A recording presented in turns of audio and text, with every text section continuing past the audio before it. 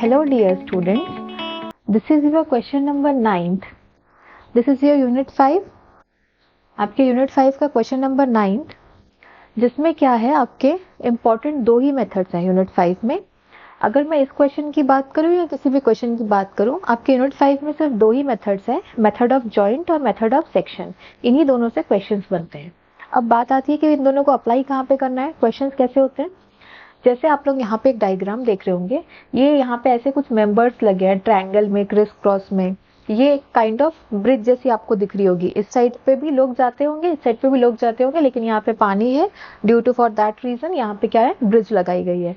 Bridge के ऊपर ऐसे कुछ ट्रसेस मेंबर्स देखते होंगे आप लोग. इन मेंबर्स को, जो कि लोहे के बनते हैं, लकड़ियों के बनते हैं, बहुत सारे बनते हैं, अलग अलग शेप में, अलग अलग डिजाइन से बनाते हैं. इन मेंबर्स को हम बोलते हैं ट्रसेस. ट्रसेस का काम क्या होता है, आपके लोड्स को इवनली डिस्ट्रीब्यूट करना थ्रू आउट ब्रिज. किस मेंबर में कितना लोड होगा, कौन सा मेंबर कैसे कनेक्टेड होगा, इसी का कैलकुलेशन हम लोग क्वेश्चंस में करेंगे. तो ये जो आपको एक डायग्राम दिख रहा है, ये भी एक डायग्राम है ट्रस, जिसमें आपको कुछ एंगल्स बने हुए दिख रहे हैं और दो सपोर्ट रिएक्शंस दिख रहे हैं. सपोर्ट रिएक्शंस आर सेम जैसे आपका इक्वेशन ऑफ इक्विलिब्रियम में हम सॉल्व करते थे. यहाँ पे एक सपोर्ट रिएक्शन दिख रहा है, यहाँ पे एक सपोर्ट रिएक्शन. यहाँ पे क्या, कौन सा सपोर्ट है, ये है हिंज. दैट मीन्स दो सपोर्ट रिएक्शंस लग रहे हैं. यहाँ पे एक रोलर रिएक्शन लगा हुआ है, इसलिए मैं क्या बोलूंगी, एक रिएक्शन लग रहा है पॉइंट सी पे. अच्छा, ऊपर पे जो दो लोड रख रहे हैं उसका मैंने वैल्यू नहीं लिखा है. That is 2000 Newton and 4000 Newton. Right, दो एक्सटर्नल लोड ऊपर से लग रहे हैं जिनकी वैल्यू मुझे पता है. Point A B C D E है, सिंपल ट्रस है, 3-3 मीटर का डिस्टेंस इनके बीच में दिया हुआ है. अब आप देखिए, इस क्वेश्चन में आपको सिर्फ यही फाइंड आउट करना है, find all the forces, axial forces in the truss. What are axial forces. जैसे आपका सपोज ये एक मेंबर हो गया ट्रस का ए एंड बी, कि कहीं ना कहीं बीच में से एक्सेस एक लाइन जाती होगी जिसको हम एक्सेस बोलते हैं. अगर ये डस्टर है, डस्टर के बीच में से भी एक लाइन जा रही होगी जिसको मैं क्या बोलूंगी, इस डस्टर का एक्सेस. वैसे ही इस ट्रस मेंबर्स के बीच में एक एक्सेस वाली लाइन जाती है, उसी का फोर्स मुझे कैलकुलेट करना है. तो मैं कैसे बोलूंगी, अगर मेंबर ए बी है तो उसका फोर्स होगा F, denoting the force A B. Right, अब इसमें क्या करेंगे, सॉल्व कैसे करते हैं, हम शुरू कैसे करते हैं इस क्वेश्चन को. अगर मैं अभी सिर्फ आज मेथड ऑफ जॉइंट की बात कर रही हूँ इस क्वेश्चन के लिए, सेम क्वेश्चन को हम मेथड ऑफ सेक्शन से करेंगे. जैसे यूनिट 3 था मेरा, दो मेथड से हम सॉल्व कर सकते थे लेवलिंग, वैसे यहाँ पे हमारे दो मेथड्स ट्रसेस के फोर्सेस निकालेंगे. चलिए, रूल क्या है, रूल देख लेते हैं. First of a rule is assume all the forces are tensile in the joint. जो भी जॉइंट आप सिलेक्ट कर रहे हैं, सपोज जॉइंट ए है, जॉइंट बी है, सी है, डी है, ई है, वहां पे आपको क्या करना है, आपको ये कंसिडर करना है कि आपका सारा फोर्स जो है वो टेंसाइल है. दैट मीन्स बाहर की तरफ जा रहा है, उसका एरो खींच रहा है, that means tensile force. Second is your don't select the joint more than 2 unknowns. आपको कोई भी जॉइंट ऐसा सिलेक्ट नहीं करना है. जब हम क्वेश्चन सॉल्व करेंगे, यहाँ पे हम पर्टिकुलरली जॉइंट्स ले लेके क्वेश्चन सॉल्व करते हैं, तब आपको क्या करना है, कोई भी ऐसा जॉइंट चूज नहीं करना है जिसमें दो से ज्यादा अननोन हो. क्योंकि मेरे पास इक्वेशन ऑफ इक्विलिब्रियम कौन सा है, दो ही है, समेशन एफ और summation F Y. Summation of moment तो जॉइंट पे काम ही नहीं करेगा, क्योंकि अगर पर्टिकुलर पॉइंट जॉइंट को मैं ले लूं और इसी पर्टिकुलर पॉइंट पे मोमेंट लूं, तो क्या होगा, मेरे सारे फोर्सेस यहीं आके मीट कर रहे हैं, एक ही जगह पे आके मिल रहे हैं. दैट मीन्स मोमेंट इस पॉइंट का 0 हो जाएगा. तो मोमेंट की इक्वेशन को मैं अप्लाई नहीं कर सकती. मैं सेम इक्वेशन जो 4th यूनिट में अप्लाई करती थी, इक्वेशन ऑफ इक्विलिब्रियम तो सेम रहेगा. उन्हीं दो इक्वेशन को यूज करके मुझे जॉइंट सेलेक्ट करके क्वेश्चन सॉल्व करना है. इसीलिए मुझे जॉइंट पे हमेशा दो अननोन चाहिए, दो से ज्यादा नहीं. थर्ड है आपका, जब आपका क्वेश्चन सॉल्व हो जाएगा, एट लास्ट जब आंसर आएगा तो आंसर आपका पॉजिटिव या नेगेटिव में आएगा. अगर पॉजिटिव में आएगा that means it's a tensile force, and if it is negative then it will be compressive force. और आपको आंसर के लास्ट में यूनिट के बाद में लिखना है कि भाई वो टी है कि सी है. आप प्लस माइनस साइन नहीं लिखना है, सिर्फ यहाँ पे डिनोट या इंडिकेट करना है what is T and what is C according to the question. अच्छा, टी प्लस के लिए, सी माइनस के लिए है, ये याद रखना है. चलिए क्वेश्चन सॉल्व करते हैं. सबसे पहले हम क्या करेंगे, अगर हमको सारे एक्सिस के फोर्सेस चाहिए तो मैं कोशिश करती हूँ कि मेरे जितने हो सके उतने रिएक्शंस या जितने एक्सटर्नल फोर्सेस है वो मैं कैलकुलेट कर लूँ जो मेरे बाहर से लग रहे हैं, अदर देन एक्सियल फोर्सेस. पहला काम मेथड ऑफ जॉइंट में यही करना है. ठीक है, मेथड ऑफ जॉइंट के लिए सबसे पहले मैं कैलकुलेट करूंगी support reactions. Support reactions calculate करने के लिए मुझे सपोर्ट रिएक्शंस को ड्रॉ करना होगा. What are support reactions here? Support reactions are, number 1 is RA Y and here is RA X, right, and here is RC. Other than that यहाँ पे कोई भी सपोर्ट रिएक्शंस नहीं है. अगर मैं बोलूंगी तो ये कुछ कैसे लिखाएगा, summation Fx equals to 0, that means equation of equilibrium यहाँ पे भी यूज करेंगे. ठीक है, सपोर्ट रिएक्शंस फाइंड आउट करने के लिए हम हमेशा से वही यूज करते हैं यूनिट 4 में भी. दैट मीन्स मैं क्या बोल सकती हूँ, RAX equals to 0, RAX equals to 0, summation Fy equals to 0, that means मैं बोल सकती हूँ RAY plus RC equals to 2000 plus 4000, right, that is our equation 1. और क्या बोल सकती हूँ मैं, अब मुझे कहीं ना कहीं सपोर्ट रिएक्शंस फाइंड करना है. दैट मीन्स मेरे पास तीन सपोर्ट रिएक्शंस हैं. 3 को कैसे फाइंड आउट कर सकती हूँ, RAX तो 0 हो गया, बट RAX 0 होगा तो भी यहाँ पे कोई वैल्यू मेरा नहीं पुट अप कर सकती मैं, RAX का कोई वैल्यू ही नहीं है. तो मैं क्या करूंगी, यहाँ पे बहुत सारे वर्टिकल हॉरिजॉन्टल फोर्सेस है, मैं यहाँ पे मोमेंट ले लेती हूँ. अगर मैं यहाँ पे मोमेंट ले लेती हूँ तो क्या होगा, कहीं ना कहीं मेरा कुछ एक वैल्यू तो 0 हो जाएगा और कुछ जो अननोन है वो निकल जाएगा. अब मोमेंट लेने का हम लोग का क्या होता है रूल, कि जिस भी पॉइंट पे मोमेंट लेते हैं उस पॉइंट पे जितने फोर्सेस आते हैं मेरे, वो सारे 0 हो जाते हैं. तो मैं क्या करती हूँ, मेरे यहाँ पे RAX तो 0 है ही, मेरा RAY और RAC अननोन है, मैं A पॉइंट पे मोमेंट ले लेती हूँ. तब क्या होगा, मेरा RAY 0 हो जाएगा और RC मेरा कैलकुलेट हो जाएगा. फिर RC हो जाएगा तो RA भी कैलकुलेट हो जाएगा.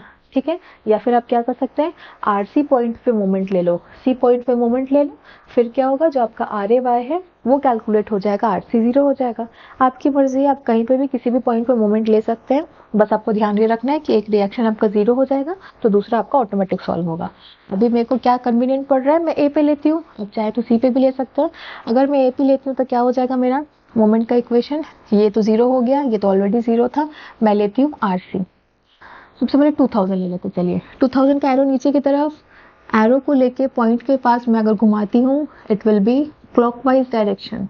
ठीक, एरो नीचे की तरफ, इसको clockwise direction, minus 2000 into perpendicular distance. 2000 के बाद बीच में देखूं तो ये 3 मीटर का डिस्टेंस है, तो मैं क्या बोल सकती हूँ, ये 1.5 होगा, 1.5, क्योंकि पीछे बीच से जा रही है.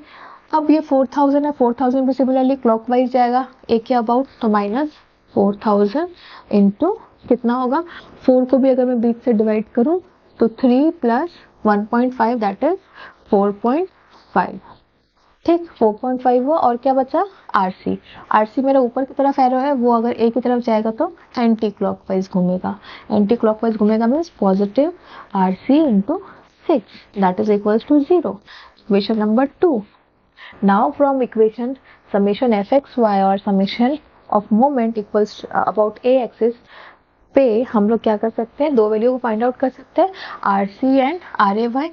अब RAY को मैं क्यों ऐसे भी तो लिख सकती हूँ, RAX तो 0 हो गया, तो मैं RAY को कैसे लिख सकती हूँ, RA ऐसे लिख सकती हूँ. चलो, इसमें से क्या फाइंड हो जाएगा, मेरा RA और RC, इन दोनों इक्वेशंस फाइंड आउट हो जाएगा. आप पुट अप करेंगे, मैं इक्वेशंस को सॉल्व करना नहीं दिखा रही हूँ, इक्वेशन सॉल्व करना बहुत इजी है, 2 अननोन है, आप आराम से सॉल्व कर सकते हैं. ये RAY को मैंने RA कंसिडर कर लिया है, ठीक है, क्योंकि ये y एक्सिस पे x एक्सिस वाला तो 0 ही है, तो आप चाहे तो RAY भी लिख सकते हैं, बट मैंने यहाँ पे अपने सुविधा के हिसाब से RA ले लिया है. चलिए, अब आप लोग इस इक्वेशन को सॉल्व करेंगे तो RA और RC की वैल्यू आ जाएगी. RA RC की वैल्यू क्या है, न्यूटन, और ये मैंने कैलकुलेट करके रखा हुआ है. ठीक, ये RA और RC की आपकी वैल्यू आ गई. अब इस वैल्यूज को आप क्या कर सकते हो, यहाँ पे लिख के रख सकते हो. उसके बाद हमारा मेन क्वेश्चन स्टार्ट होता है. ये हमारे सपोर्ट रिएक्शन कैलकुलेशन था, उसके बाद हमारा मेन रिएक्शन स्टार्ट होगा, दैट मीन्स रूल जो हम लोग यहाँ से स्टार्ट करेंगे. चलिए, अब मेन मैं इसको रब कर रही हूँ, जिसको लेना है स्क्रीनशॉट ले लीजिए. ठीक है, चलिए अब मैं इसको रब कर रही हूँ और मैं क्या करूंगी, अभी क्वेश्चन को जो रूल है रूल से स्टार्ट करते हैं। ये तो आपका सपोर्ट रिएक्शन कैलकुलेट हो गया।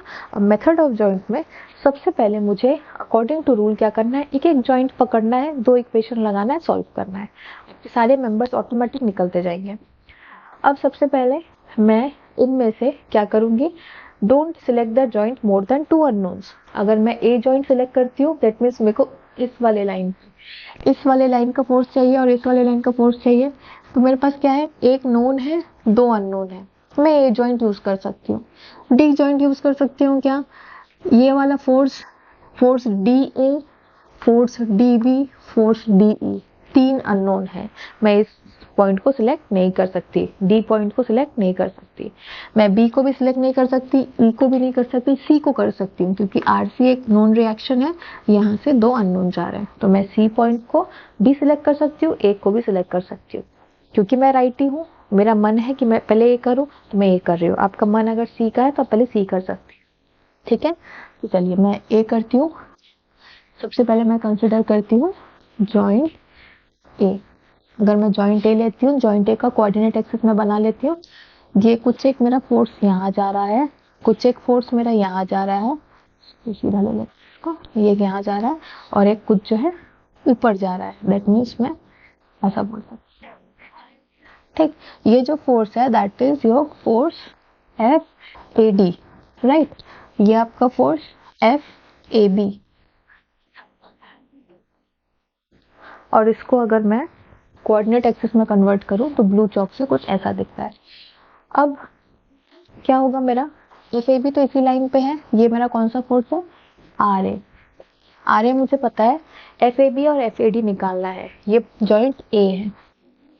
अब मुझे इसका एंगल नहीं चाहिए क्योंकि ये तो सेम एक्स एक्सिस पे लाई कर रहा है, एफ ए डी का एंगल चाहिए मुझे, एफ ए डी का एंगल चाहिए। हॉरिजॉन्टल के साथ कितना एंगल बना रहा है, 60 degree. Simple, you have to resolve the values, that is FAD cos 60 degree and FAD sin 60 degree, यही होगा resolution.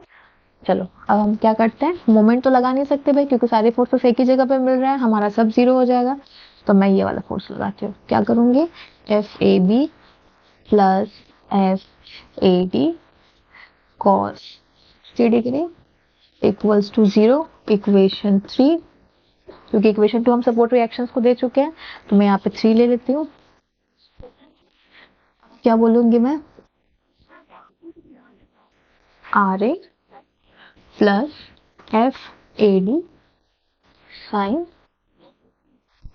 60 degree equals to 0, equation 4।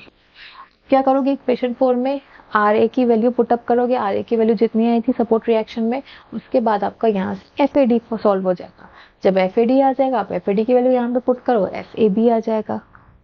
आ रहा है समझ में, दो ही अननोन है यहाँ पे, एफ ए बी और F A D, are A की वैल्यू आपकी दी हुई है। इन दो इक्वेशन से आप क्या करोगे, दो मेंबर्स निकालोगे। दो मेंबर्स कैसे निकालोगे, जो कि होगा आपका F A D and F A B. निकल गया दो मेंबर। मैं यहाँ पे आंसर डायरेक्टली लिख देती हूँ क्योंकि क्या है, मैंने इसको सॉल्व करके रखा होगा है।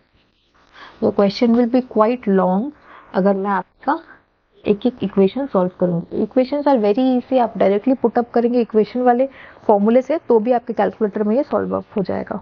ठीक है, F A D is your 2886.751। Always use to take 3 values after point ताकि आपका आंसर सही है। अच्छा, ये वैल्यू मेरी पॉजिटिव आई है, जैसे कि मैंने क्या किया, ये रूल को फॉलो किया जॉइंट चूज करने में। अज्यूम क्या किया, मेरे सारे फोर्सेस टेंसाइल है क्योंकि मैं क्या है, आर ए नीचे से लग रहा था, मैंने एरो ऊपर की तरफ दिया क्योंकि मैंने क्या अज्यूम किया कि मेरे ये दोनों फोर्सेस टेंसाइल है। आर ए तो ऊपर की तरफ ही लग रहा था पर ये दोनों फोर्सेस के एरो मैंने बाहर की तरफ दिखाए, तो मैंने क्या किया, ये वाले रूल को भी अप्लाई किया।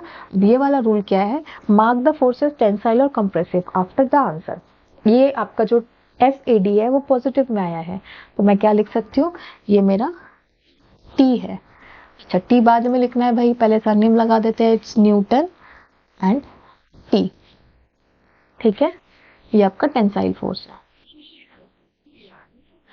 अब एफ ए बी क्या है आपका? एफ ए बी आपका है -1443.375 और इसको न्यूटन लिख देती हूँ। अब देखिए यहाँ पे माइनस साइन दिख रहा है, तो मैं क्या करूंगी, आंसर में कभी जितना सॉल्व करके आपका आंसर अगर माइनस में आ रहा है तो माइनस को कभी आप आंसर पे लिखेंगे नहीं। आप क्या करेंगे, इसको यहाँ पे सी लिखेंगे, माइनस को हटा के यहाँ पे सी लिखेंगे। आपका एग्जामिनर खुद ब खुद समझ जाएगा कि यहाँ पे माइनस साइन था, इसलिए आपने इसको डिनोट करने के लिए सी लिखा है। आपका माइनस साइन सिर्फ यही शो करता है कि आपका जो फोर्स है वो कॉम्प्रेसिव है। आपका फोर्स टेंसाइल या कॉम्प्रेसिव है, साइन सिर्फ इसीलिए यूज किया गया है, या फिर साइन का वैल्यू सिर्फ इस आंसर में यही शो करता है कि आपका अगर नेगेटिव है तो कॉम्प्रेसिव है और पॉजिटिव है तो टेंसाइल है। इस नेगेटिव साइन को आपको आगे कहीं पे भी किसी क्वेश्चन में यूज नहीं करना है। अगर एफ ए बी की वैल्यू भी अगर मैं इस बी जॉइंट के लिए लेके बनाऊंगी तो बी जॉइंट में मुझे ये वाला एक्सियल मेंबर चाहिए होगा, एफ ए बी की वैल्यू चाहिए होगी बी जॉइंट पे, तो मैं इसकी वैल्यू जो एफ ए बी की वैल्यू नेगेटिव आई है उसको मैं पॉजिटिव लेके ही सॉल्व करूंगी। ठीक है, नेगेटिव साइन नहीं लूंगी, नेगेटिव साइन मैंने इसलिए हटा दिया है, सिर्फ लिखा है सी। हर फोर्स के साथ आपको टी एन सी लिखना है। इतना सॉल्व हो गया, आप यहाँ पे वैल्यू रख सकते हैं। अब क्या हो गया, अब आपका क्वेश्चन इजी हो गया। अब आप देखिए डी फोर्सेस पे दो अननोन है, एक आपको नोन है, हम लोग ने अभी सॉल्व किया। बी फोर्सेस में आपका अभी भी तीन अननोन है, बी आप ले नहीं सकते, आप डी ले सकते हैं। अगर आप डी लेके सॉल्व करेंगे तो आपका बन जाएगा। ई भी आप ले नहीं सकते, ई में भी बहुत सारे अननोन है, अगेन आप सी लेके सॉल्व कर सकते हैं, आपकी मर्जी। आप ए के बाद सी लेके सॉल्व कर लो, सी के बाद डी लेके कर लो, जैसा करना है। अब मैं क्या करती हूँ, एक सीक्वेंस में जाती हूँ, मैं डी लेके सॉल्व करती हूँ। चलिए इसको रब अप कर रही हूँ मैं क्या करूंगी, अभी जॉइंट डी लूंगी। ऐसे ही आपको एक एक जॉइंट पकड़ना है और सारे मेंबर्स को कैलकुलेट करना है। This is your nothing but the method of joint. अब आपका जॉइंट डी, अगर मैं जॉइंट डी की बात करूं, चलिए फटाफट से करते हैं, थोड़ा वीडियो लंबा मत हो जाए। ये आपके कोऑर्डिनेट एक्सिस है, ये आपका 2000 न्यूटन है, और क्या है आपका यहाँ पे एक फोर्स मेंबर लग रहा है एफ डी ई, और क्या लग रहा है यहाँ से एक और मेंबर जा रहा है आपका, that is your F D B. ठीक है, ये एफ डी बी, एक दो तीन, तीन फोर्सेस मेरे जा रहे हैं। ये मेरा 2000 न्यूटन वाला है। 2000 न्यूटन को मैं नीचे लिख देती हूँ। चलो, क्या ये डिस्टर्ब कर रहा है अपना क्वेश्चन, 2000 न्यूटन। ठीक, ये इसका एंगल नहीं, मुझे इसका एंगल चाहिए एफ डी बी का। अच्छा, आपको एंगल्स पता होना चाहिए भाई, हॉरिजॉन्टल के साथ कितना बना रहा है। अगर आप हॉरिजॉन्टल के साथ एंगल नहीं फाइंड आउट करेंगे तो नहीं होगा। डी बी का क्या होगा वैल्यू, इधर ध्यान से देखो, आपका ये 60 एंगल 60 एंगल, तो ये कितना हो गया 60, ये 60 ये 60, तो ये कितना हो गया 60। कैसे, बाय ट्रायंगल प्रॉपर्टी। अब अगर 60 का एंगल मेरा आ रहा है, अब क्या होगा मेरा, ये अगर सपोज यहाँ से एक जेड बन रहा है, तो जेड बनता हुआ दिख रहा है, तो मेरा ये एंगल कितना हो जाएगा 60। यहाँ पे भी एक जेड बन रहा है, इस वाले एंगल से कंपेयर करूँ तो ये हो जाएगा 60, और ये दोनों 60, तो और अगर ये तीनों सब इक्विलेटरल ट्रायंगल है, तीनों के साइड्स कॉमन होने चाहिए, सेम होने चाहिए। ये 3 मीटर है तो ये भी 3 मीटर, वो 3 मीटर, ये सारे 3 मीटर के होने चाहिए। ठीक है, अभी हमको साइड का कोई काम नहीं है तो हम क्या करते हैं, सिर्फ एंगल डिनोट करते हैं। ये मेरा कितना हो गया 60 डिग्री, ये वाला। ठीक, अब इसको हम simple summation F X F Y से सॉल्व करेंगे। कंपोनेंट्स रिजॉल्व कर लोगे एफ डी बी के, सिंपल आपके दो इक्वेशन से ये सॉल्व होगा। ठीक, एफ डी पी एफ ये रिजॉल्व करने के बाद मेरा, मैं डायरेक्टली ये इक्वेशंस को लिख नहीं रही हूँ, मैं डायरेक्टली आंसर लिख रही हूँ मेरा F D E and F D B जो मैंने सॉल्व किया था। ठीक है, डी बी है आपका 96.152, ये आपका कंप्रेसिव है, और ये भी आपका कंप्रेसिव है 1154.70, ये भी आपका कंप्रेसिव है, मैं ये बोल सकती हूँ। ठीक है, चलिए, इक्वेशंस मैंने नहीं लिखे हैं क्योंकि आपकी वीडियो लंबी हो जाएगी। आपको पता है इक्वेशंस क्या लिखना है, मैंने यहाँ पे कोऑर्डिनेट बना दिया है। कंपोनेंट्स को रिजॉल्व करोगे जॉइंट डी के लिए और सॉल्व करोगे, आपका ये वैल्यू आएगा। अच्छा, बात अब ये भी आएगी भाई वैल्यूज में डिफरेंस आ सकते हैं। आपके बुक में अलग वैल्यूज दी है, मैंने जिस वैल्यू को फाइंड आउट किया है वो वैल्यू अलग है। आप दूसरे किसी बुक में देखेंगे, नोट्स में देखेंगे, वहाँ पे वैल्यूज अलग है। आप खुद कैलकुलेट करेंगे वो वैल्यू अलग होगा, आपके दोस्तों के साथ आप कंपेयर करेंगे वो वैल्यू अलग। सबका अलग अलग एंगल लेने का तरीका है, कोई 60 से लेके बना रहा है, कोई कहीं से कुछ एंगल लेके बना रहा है। जैसे भी आप सॉल्व करेंगे इस क्वेश्चन में, मेथड इज मोर इम्पोर्टेंट। आपके जो आंसर्स है उसमें वेरिएशन होगा, मैं नहीं बोलती बहुत ज्यादा होगा। 1100 का, जैसे ये 1154 दिख रहा है समथिंग, तो आपको क्या करना है, ये 5000 दिख रहा है तो ये हो सकता है 4.5 आए, ये कुछ थोड़ा बहुत डिफरेंस या वेरिएशन होंगे। उस मेथड ऑफ जॉइंट और सेक्शन के क्वेश्चंस में variation in values are possible.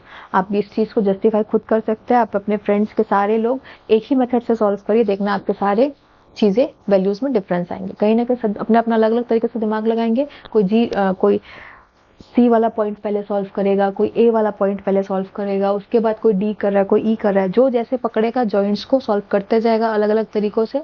Same angle, same सारी चीजों को यूज करोगे, पर आपका तरीका क्या है, किसी भी जॉइंट को आप लेके सॉल्व कर लोगे, कहीं से भी मोमेंट ले लोगे किसी भी पॉइंट से। अगर आपका रूल सही है, your answer will be correct, will be considered to be correct. आपका आंसर करेक्ट कंसिडर किया जाएगा, आपके आंसर के वेरिएशंस को नहीं देखा जाएगा। हो सकता है कई लोगों का ये टेंसाइल फोर्स भी है, मेरा यहाँ कंप्रेशन आया है इसलिए मैंने नेगेटिव आया है इसलिए मैंने यहाँ पे कंप्रेशन डाला है। कुछ भी गलत नहीं है, आपका जितने भी फोर्सेस यहाँ पे लग रहे हैं आप उसको सही से रिजॉल्व करेंगे, सही से सॉल्व करेंगे तो आपके सारे कंपोनेंट्स सही निकलेंगे। आपके क्वेश्चन के हिसाब से, आपके रूल के हिसाब से चीजें सही निकलेंगी। ओवरऑल जो रिजल्टेंट फोर्स रहेगा, आपके फोर्सेस जितने आपने सॉल्व किए हैं उसका इम्पैक्ट, और आपके किसी फ्रेंड ने सॉल्व किया होगा करेक्टली, अगर करेक्टली सॉल्व करना है ना, ऐसे अंधाधुंध कुछ भी नहीं करना है, तो उसका जितना भी रिजल्टेंट आएगा बोथ इम्पैक्ट आर सेम। ये चीज का आप ध्यान रखेंगे, ठीक है। वैल्यूज पे मत जाइएगा, वैल्यूज पे वेरिएशंस आएंगे, मैं बार बार कह रही हूँ। आपको प्रोसेस पे ध्यान रखना है कि प्रोसेस आप कैसे सॉल्व आउट कर रहे हो। जॉइंट डी ले लिया, सिमिलरली आप क्या करेंगे, अब जॉइंट डी लेने के बाद मेरा कौन सा वैल्यू आ गया, ये आ गया मेरा एफ डी बी। जो आता जा रहा है मैं उसकी वैल्यू नहीं लिख रही हूँ, लेकिन एफ डी बता रही हूँ, ठीक। ये दोनों आ गया। अब क्या कर सकते हो आप ई वाला पॉइंट ले सकते हो। ई वाले पॉइंट में क्या होगा, ई वाला पॉइंट ले सकते हो, नहीं भाई ये अननोन है और ये अननोन है, ये कोई लाइन नहीं है ना, ये कोई लाइन नहीं है। ये मैंने उस 4000 को रिजॉल्व करने के टाइम पे जब मोमेंट लेते तब ये लाइन खींचा था, ये कोई लाइन नहीं है। तो ई वाले पॉइंट पे देखो, ये अननोन था, नोन हो गया, ये दोनों अननोन है। दैट मीन्स क्या होगा, दो अननोन है एक नोन हो गया, तो आप आराम से इजीली ई पॉइंट लेकर सॉल्व कर सकते हो। सी पॉइंट में भी आपका दो अननोन था, एक नोन है, आप सॉल्व कर सकते हो। बी पॉइंट में देखो, बी पॉइंट में आपका एक दो अननोन है, अब आप बी के लिए भी एप्लीकेबल हो। दैट मीन्स आप जॉइंट ई, बी और सी तीनों में से जो मर्जी आप पहले उसको लेके सॉल्व कर सकते हो। जैसे जैसे फोर्सेस की, एक्सियल फोर्सेस की वैल्यूज आती जाएंगी, आप उसको पुट अप करके रखते जाएंगे, आपको समझ में आता जाएगा कि आपकी कौन सी वैल्यू निकल गई है और नेक्स्ट जॉइंट में आपको कौन सी वैल्यू चाहिए। एट लास्ट फाइनली जब सारा चीज हो जाएगा, आपको क्या लिखना है, आंसर्स में force AD equals to this, force DE equals to this, force AB equals to this, force EC equals to this, force BC equals to this. Newton फिर T C whatever T C C S जो भी आपको लिखना है आप लिख सकते हैं, ठीक है। और क्या करेंगे लास्ट में, जब भी आपका न्यूमेरिकल खत्म हो जाए, फिनिश हो जाए, आप अपने इस डायग्राम को बनाएंगे। इस डायग्राम को बनाने के बाद जितना आपका FAD है इक्वल्स टू उस फोर्स को लिख लेंगे, FDB है उस फोर्स को लिख लेंगे। मींस इस डायग्राम के सहारे से आप ये दिखाएंगे कि आपके एक्सियल फोर्सेस जितने भी लगे हैं उनकी वैल्यूज आप यहाँ पे मेंबर्स में पुट कर दिया है। इस डायग्राम को आप आंसर में छोटा सा ड्रॉ करके यही शो करेंगे, ठीक है, ताकि एग्जामिनर को समझ में आए कि आपने समझा है कि what are the axial forces are applying in the trusses. आपका क्वेश्चन यहीं पे फिनिश होता है। This is nothing but the method of joint. Question लंबा हो जाएगा इसलिए मैंने इक्वेशन सॉल्व करके नहीं दिखाए हैं, जॉइंट सारे नहीं लिए हैं, आपको बता दिया है। You are well enough smarter कि आप इन सारी चीजों को इजीली सॉल्व कर सकते हो। Point B, point E, point C, तीन ही पॉइंट्स बचे हुए हैं। ए को तो मैंने बताया आपको, डी का भी आपको कोऑर्डिनेट बता दिए कैसे होगा, ई का भी आप इजीली देख लोगे, बी का भी देख लोगे, सी का भी देख लोगे। ठीक है, इसमें कुछ भी टफ नहीं है, 2 इक्वेशंस लगने वाले हैं, आप लोग पहले सॉल्व कर चुके हो। This is your nothing but the method of joining. Okay, thank you class.